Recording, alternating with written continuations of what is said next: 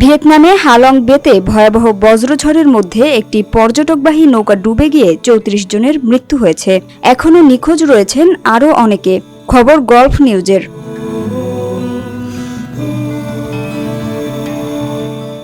শনিবার স্থানীয় সময় বিকেলে ঘটে যাওয়া এ দুর্ঘটনায় উদ্ধার তৎপরতা চলছে বলে জানিয়েছে দেশটির রাষ্ট্রীয় গণমাধ্যম বিএন এক্সপ্রেসের প্রতিবেদনে বলা হয়েছে ৫৩ জন আরোহী নিয়ে নৌকাটি ডুবে যায়। এর মধ্যে ছিলেন ৪৮ জন যাত্রী এবং ৫ জন নৌকাকর্মী। যাত্রীদের বেশিরভাগই রাজধানী হ্যানয় থেকে ঘুরতে আসা পরিবার, যাদের মধ্যে ২০ জনের বেশি শিশু ছিল।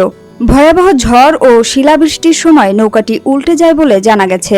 এক প্রত্যক্ষদর্শী জানান, দুপুর ২টার দিকে আকাশ অন্ধকার হয়ে যায়। এরপর শুরু হয় আঙুল সমান বড় শিলাবৃষ্টি, প্রবল বৃষ্টি, বজ্রপাত ও ঝড়।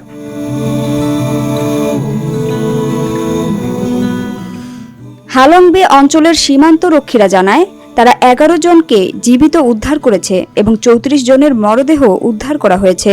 একজন উদ্ধারপ্রাপ্ত ১০ বছর বয়সী শিশুর বর্ণনায় সে বলেন, আমি গভীর শ্বাস নিয়ে পানির নিচ দিয়ে সাঁতরে একটি ফাঁক দিয়ে বাইরে বেরিয়ে আসি।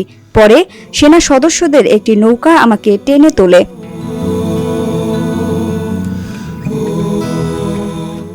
নৌকাডুবির ঘটনায় এখনও ৮ জন নিখোঁজ রয়েছে বলে ধারণা করা হচ্ছে।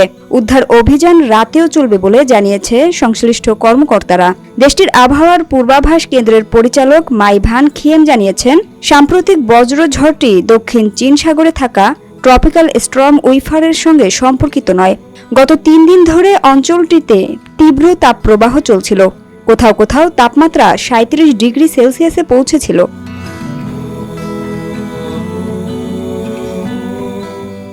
উল্লেখ্য, হালং বে ইউনেস্কোর বিশ্ব ঐতিহ্যবাহী স্থান এবং ভিয়েতনামের অন্যতম জনপ্রিয় পর্যটন কেন্দ্র। প্রতি বছর মিলিয়ন পর্যটক এখানে ভিড় করেন এর সবুজ জলরাশি ও চুনাপাথরের দ্বীপপুঞ্জ উপভোগ করতে।